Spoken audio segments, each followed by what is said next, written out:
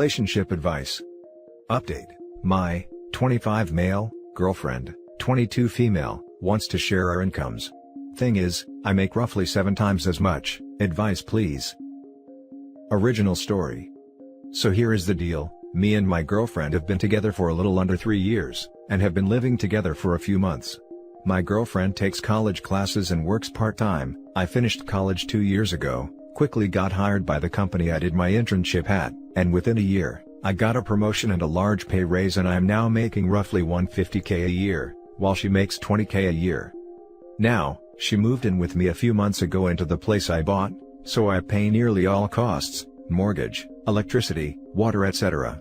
The only things she pays herself are non-essentials, like Spotify, phone bill, Netflix and so forth. Now recently, we got into a huge fight where she demanded we pool our money together, and spend what is left after essential costs together. Whereas currently, I pay basically every essential in my own stuff, use a bit to enjoy myself, and put the rest into my savings. Now, she seems to be jealous I got a lot more to spend, which is not really true since after monthly costs, I put the majority in my savings account. In my eyes, she already gets an easy ride, and honestly, she is just crap with the money she does have. She spends it on crap like stupidly expensive clothes, and then complains she is broke at the end of the month. So what do? I hate to put money in the way of our relationship, but if I am honest, I am questioning my relationship, as there is no way I am going to let her essentially spend my salary on stupid stuff. Now for the top advice before reading the update. I too would like a free 65K plus a year. So does my savings account. She wants to spend the rest? 60K? Dude. Girlfriend, there is no way I am going to pool money with you, because you are not responsible with your own money, let alone with mine. I already pay your expenses and am not going to sacrifice more money so you can spend more. Financial responsibility is important to me, and I hope you start making it important to you as well.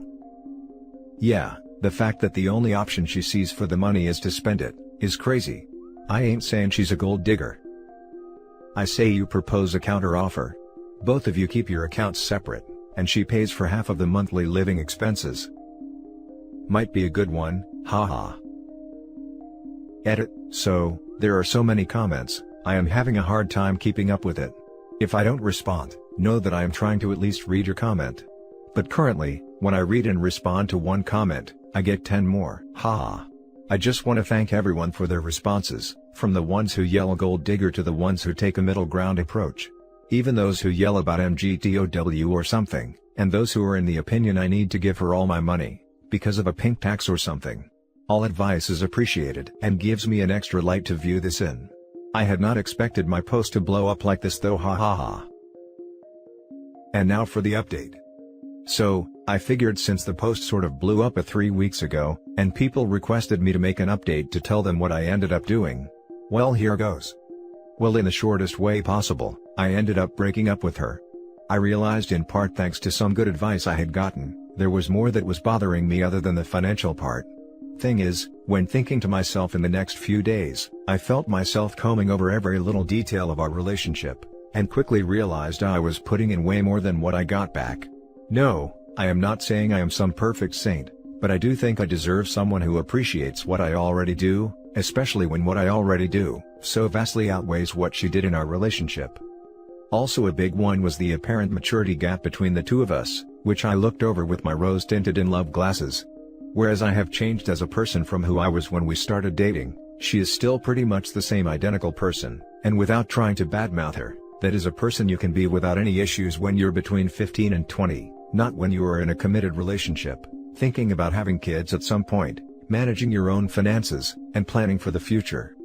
And that brings me to the largest issue there, planning. I am a planner, I look out for the future. I am not opposed to wasting some money to do fun stuff while I am young, but I don't want to risk ending up broke and unhappy when I am older because I refused to get serious in my youth, and this is where our personal views seem to clash to an extent where the good no longer outweighs the bad. She constantly lives in the moment, spends what she can spend, and is sort of used to an easy ride, where the biggest things she ever had to worry about are her grades. But for me, I have faced financial issues since I was young, so I know the value of money, and I know that planning can spare you a lot of hurt. I am not saying either of our views are superior or better, I am saying when you are supposed to be a partnership, but you wildly differ on the most basic foundations of that partnership, there is not much hope. As a result, I realized I did not see myself getting more committed to her, which means we sort of hit a roadblock in our relationship.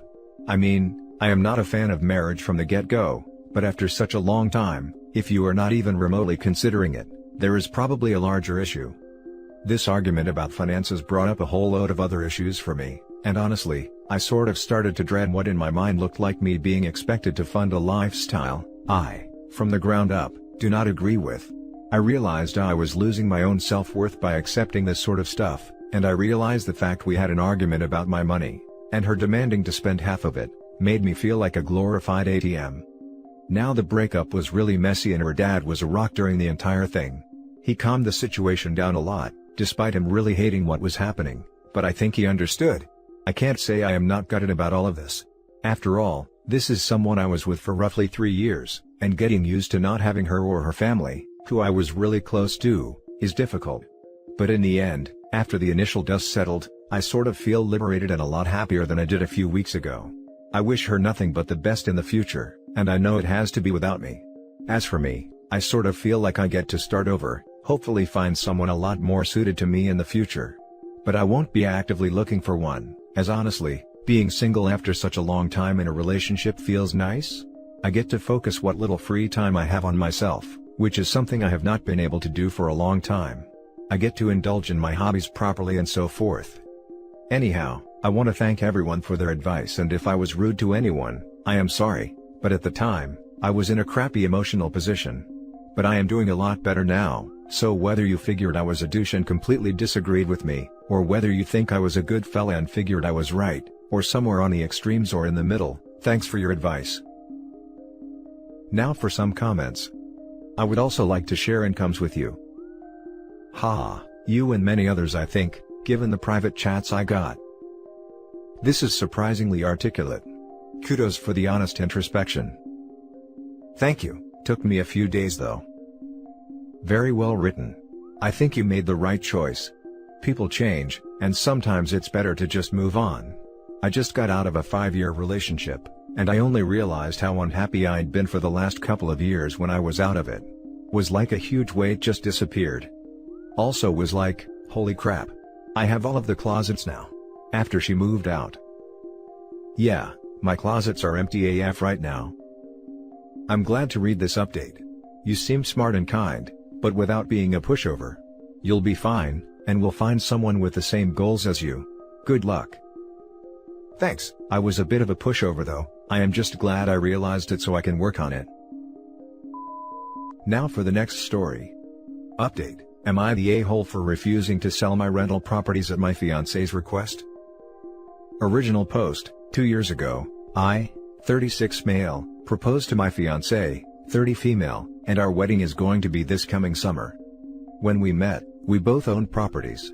She owned a pretty typical luxury townhouse, and I owned 2 properties in the inner city. We both agreed that when it was time to cohabitate, we'd live in her condo.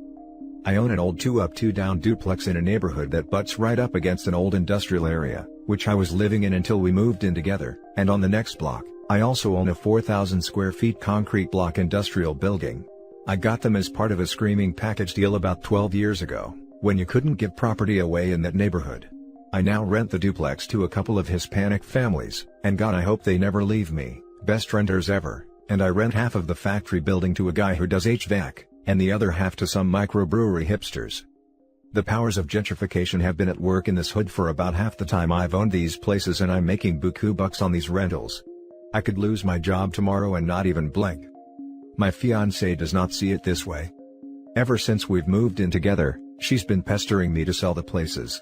It's been ramping up the closer we get to the wedding.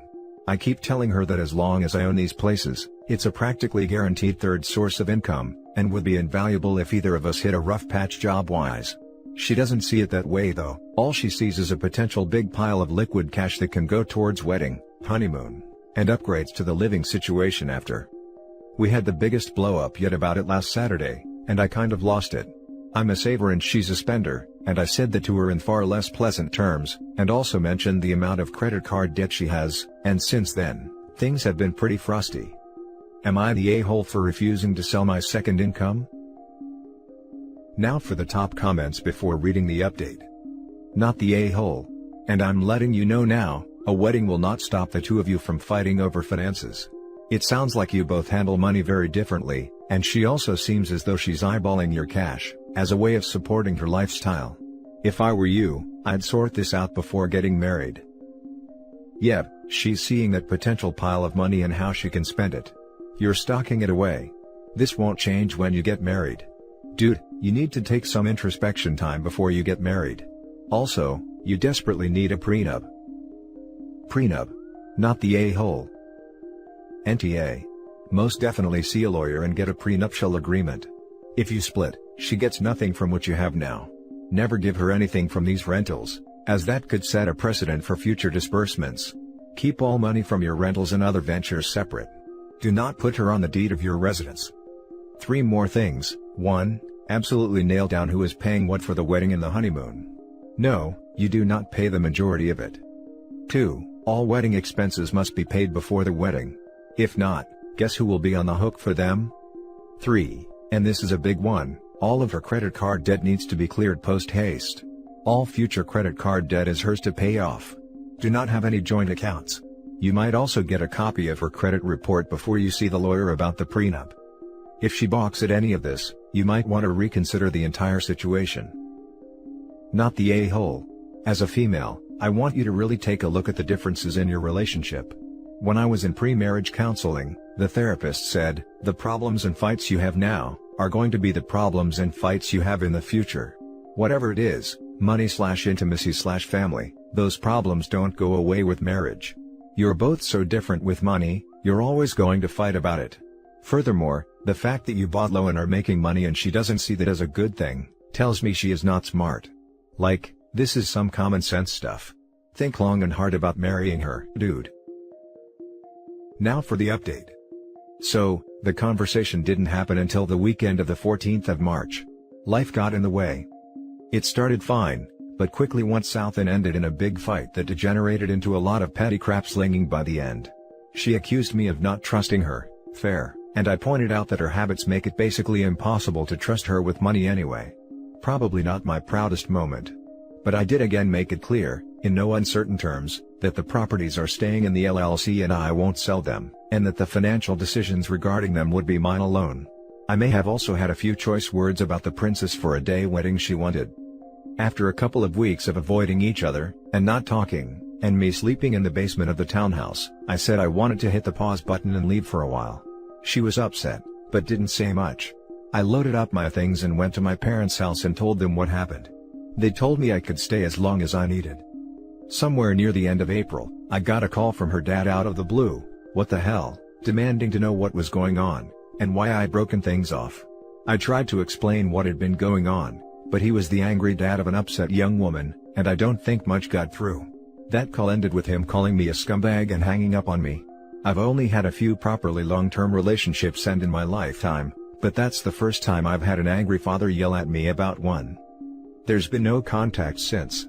I'm sad that just over 4 years of my life with someone went up in smokes like this, but that's the way she goes, I guess. My parents didn't seem very surprised when I showed up, so maybe I really was the last one to know what was going on, like so many Redditors were pointing out. For some good news, and also the thing that reminded me to update my Reddit post, is that yesterday, I bought another house, one for me to live in. A tiny little brick post-war brick ranch in an old subdivision about 20 minutes from my rentals. It needs work, but I'm looking forward to having a project to take my mind off things. It's going to be strange living on my own again, but I think I'll manage. Now for some closing comments. Jesus, if my new partner and spouse-to-be had basically a third income, I would be high-fiving every person I met about how lucky we were. Damn dude, good job getting out of that one. It must be really hard seeing 4 years disappear, but sometimes we don't see the real person until it is too late. Yeah, but princess for a day wedding. Yeah, good choice dude. I could not imagine putting up with someone like that. I like to save and spend as little as possible. I also can't get selling all the properties, just to turn around and waste it all for a huge wedding or honeymoon. Also, since the comments on the other post are locked, I'll ask here. Can someone please explain to me when then being a landlord make you an a-hole? I could get if he was a crappy landlord, but some of the comments were just calling him an a-hole for just renting out properties. Probably because we're all trapped renting because wealth, when managed properly, tends to grow exponentially and is hoarded in families through generations, so all the property is owned by a small percentage of people like OP who can afford to live off passive income alone, while the rest of us who weren't born lucky, barely cover our ever-increasing rent cost with stagnant wages and rapid inflation slowly rising, while we struggle not to drown in the river of figurative crap that is our lives. Or something like that, I don't know. Having her dad call to yell at you, a grown man, is another flag to add to the pile of red flags. Glad you got out. She probably told dear daddy a lie about what happened, because why else would daddy go and defend her? And that's it for this video, guys. If you have thoughts to share, leave a comment below. Don't forget to hit like and subscribe if you like this content. I'll catch you in the next one. Good day, everyone.